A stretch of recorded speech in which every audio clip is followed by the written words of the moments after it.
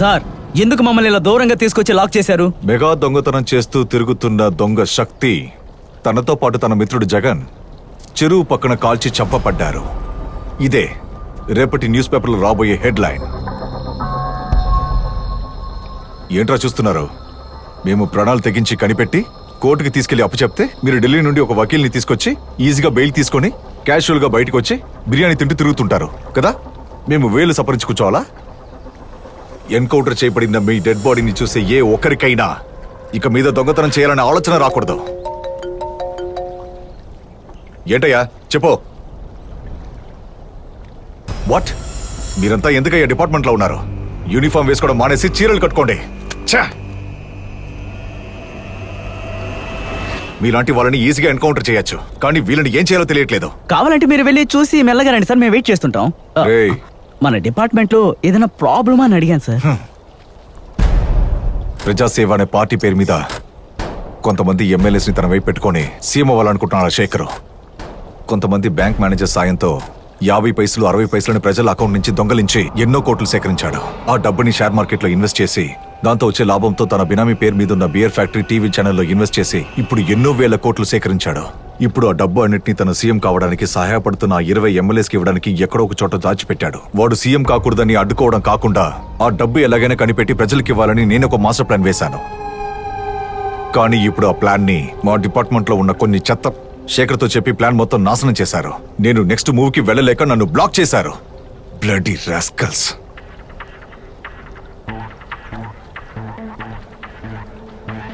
ప్రజల డబ్బులు నేను కాపాడతాను. వాట్? నువ్వు కాపాడతావా?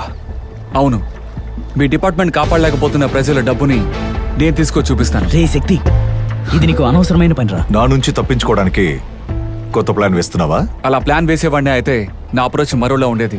అది మాత్రమే కాదు, నేను మీకోసం ఈ పనిని ఊరికే చేసి పెట్టబోవడం లేదు. అంటే నేను చెప్పే డీల్కి మీరు ఒప్పుకుంటే మాత్రమే ఆ డబ్బు మీ చేతికి వస్తుంది.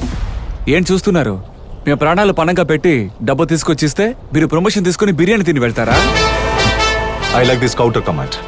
డీల్ అంటే చెప్పు. నేను జగన్ దియా, మా ముగ్గురు పేర్లు పోలీస్ రికార్డ్స్ లో ఉండకూడదు. ఈ డీల్ కానీ మీరు ఒప్పుకున్నారు అంటే ఇక డబ్బు మీ చేతికి చేరినట్టే అనుకోండి.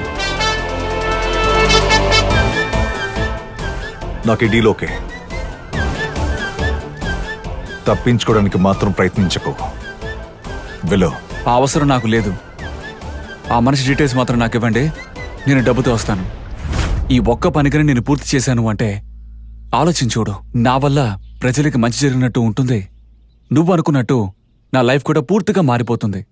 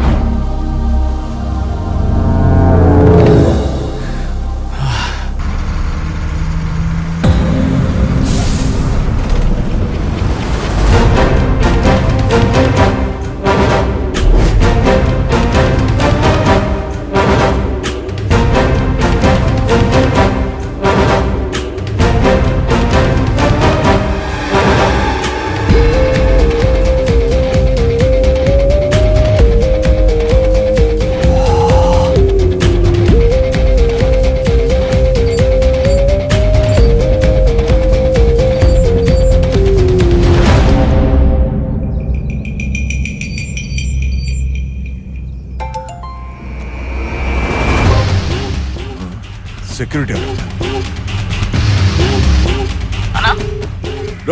ఏం చేస్తున్నారు అక్కడ? ఎవడో ఒకడు విండ్ మిల్లోకి వెళ్ళి లాక్ ఓపెన్ చేస్తుంటే మీరేమంతా పీక్తున్నారా? ఎవడైనా సరే వాడిని అక్కడ ఏసేయండి.